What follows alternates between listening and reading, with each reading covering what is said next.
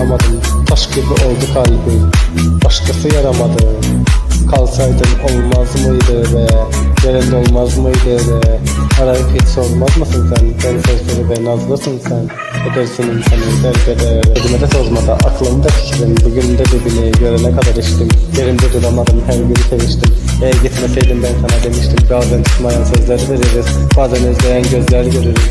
Bazen o dalgaya büyük, bazen izleriz, batarken gömülür. Bir zurna sarhoşum ben senleyken, villalar ve palmiyeler, hiç durmaz mı saniyeler? Bir zurna sarhoşum ben senleyken, villalar ve palmiyeler, hiç durmaz mı saniyeler? Aşk olsun anlamadım, taş gibi oldu kalbim. Başkası yaramadı, kalsaydın olmaz mıydı be? Yerinde olmaz mıydı be? Arayıp hiç sormaz mısın sen? Ben serseri ve nazlısın sen. Edersin insanı eder. Zamanında olmasın diye, pişmanlığım olmasın diye yaptım her şeyi düşünmeden.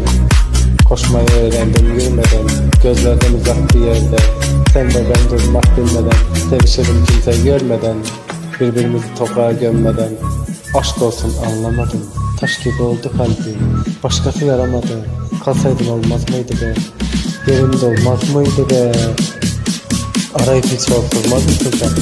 Serseri ve nazlısın sen. Edersin insanı eder be. Aşk olsun anlamadım, taş gibi oldu kalbim. Başkası yaramadı, kalsaydın olmaz mıydı be? Yerinde olmaz mıydı be? Arayıp hiç sormaz mısın sen? Ben serseri ve nazlısın sen. Edersin insanı eder be. Aşk olsun anlamadım, taş gibi oldu kalbim. Başkası yaramadı, kalsaydın olmaz mıydı be? Yerinde olmaz mıydı be? Arayıp hiç sormaz mısın sen? Ben serseri ve nazlısın sen. Edersin insanı eder.